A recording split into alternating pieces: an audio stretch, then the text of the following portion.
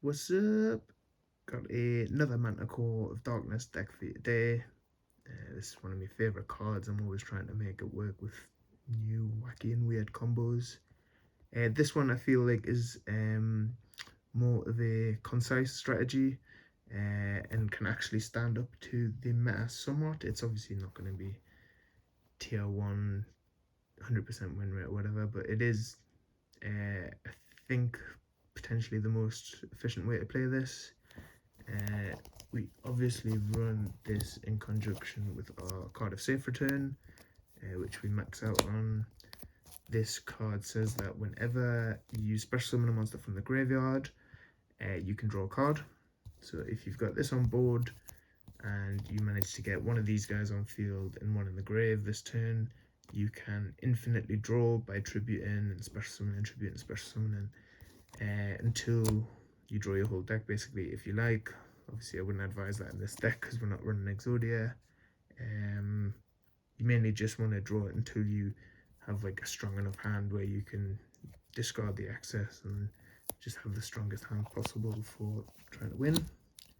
The reason for this deck is this card, because I realized that Manticore gets around it. Obviously it activates in the graveyard, so we don't care about skill drain, and this is a really good card versus meta. I was running 3, but I found to have too many in hand, and I didn't want to set them because I didn't want to be susceptible to Heavy Storm, because we're obviously running card of safe return, which we really don't want to get destroyed in this deck. But yeah, 2's been working really well. You see it often enough that it is reliable and decent, but you don't end up with excess copies in your hand. Next we have Triple Giant Rat. So this is really good because it's a beast monster for Manticore. It gets around skill drain and it recruits a few things in this deck. One of those being Exiled Force. So this also gets around skill drain. It is a great target for Giant Rat once your opponent has finished attacking. So if your opponent's got like 3 monsters on the field, you can go like Giant Rat into Giant Rat into Giant Rat into Exiled Force, and then next turn you can pop their highest attack monster and then normal summon or special summon to try and deal with the rest. So a really good Giant Rat target, and just a really good one-off to get rid of face down monsters as well. You've got Triple Pyramid Turtle, another great Giant Rat target. I think it's the most broken battle recruiter available because it can summon out big beaters, whereas all the other recruiters only summon out weak monsters. This can summon out some beefy boys, and it can also special summon them in defense position if needs be. I'm not really sure why you would do that, but it is just like a nice option to have. He's also got 1400 defense, which is really nice because it can stand up to your opponent's tomatoes and things like that. Sangansei, so not a bad card at all. You've got the card that I mainly go for with Pyramid Turtle, Vampire Lord. I do hope to get an original print of this card, but this artwork looks pretty nice as well. So what this does is when it's destroyed by a card effect, you can resurrect it during your next standby phase. So if you can put your opponent in a position where they have to destroy this by battle, otherwise they lose, you can get some tasty pluses off it with card of safe return. Also, when it inflicts battle damage, you can send a spell or trap from your opponent's deck to the graveyard. Oh, at least that's what it might as well say, because you're never going to send a monster, because they could send Sinister Serpent or Lights or Darks. So I mainly call trap with this card because I like to be able to read my opponent's cards better, and generally you only run like what 4 or 5 traps in gold format, so it just eliminates those options for your opponent. You've got Real Cocky or Real Cookie, little skelly boy. He's 2/4 attack, so he beats over Chaos Sorcerer.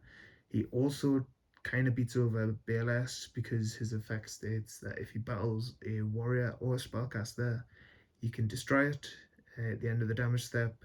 So really, really nice effect. The spellcaster thing doesn't really come up much because he tends to beat over most spellcasters. I can't really think of any spellcasters that he wouldn't kill. Dark Magician, I suppose, but when was the last time you saw him in Goat? You've got Book of Life. The main reason we run the zombie package is because of this card. It is a monster reborn for zombies. It also banishes a card from your opponent's grave, which is nutty because it's like kind of the reason people run Kaiku. A part of the reason they run Kaiku. It stops your opponent from making chaos plays. It can banish Sinister Serpents, which is just insane. And obviously this works with Card of Safe Return to get a nice potential plus if you've already used Card of Safe Return to draw one.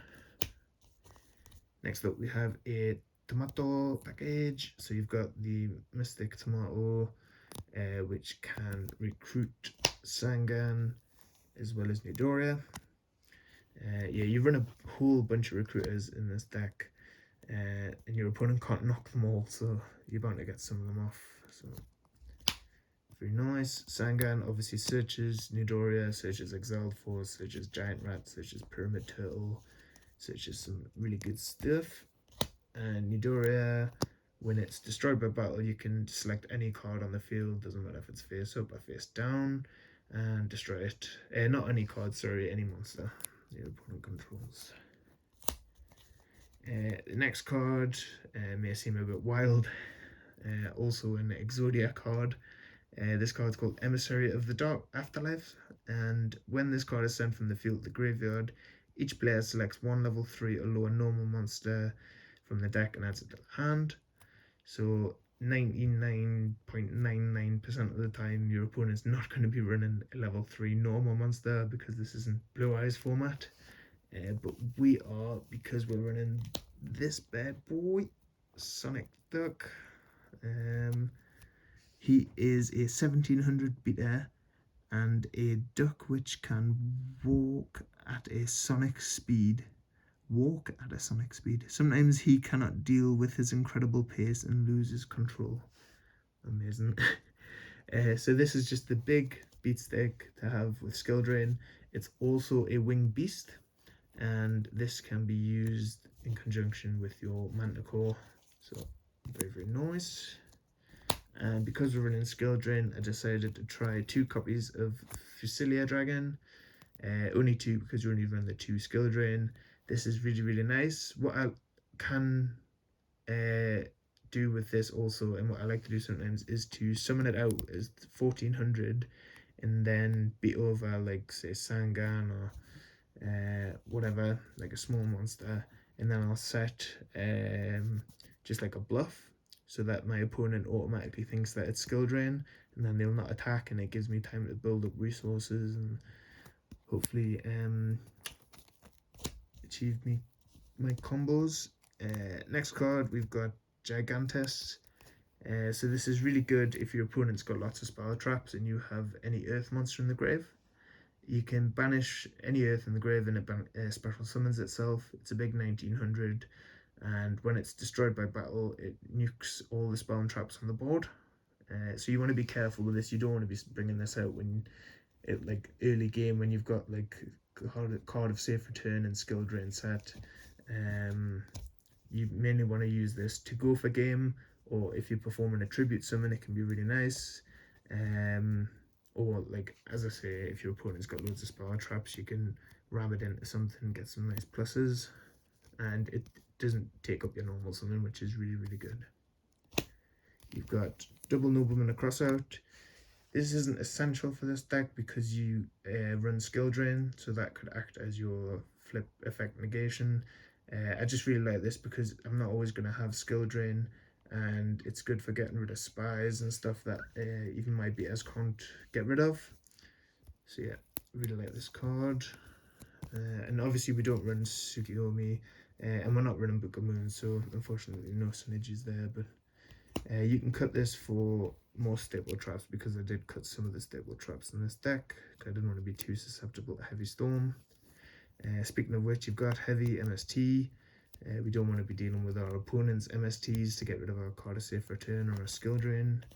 You've got Prem, works with Safe Return. Snatch Steel works with Tributes. Graceful Charity works with Manticore. Pot of Greed. And for the last two cards, we've got a Call to Haunted because it works with Safe Return, and Ring of Destruction because I feel like it's the most powerful trap.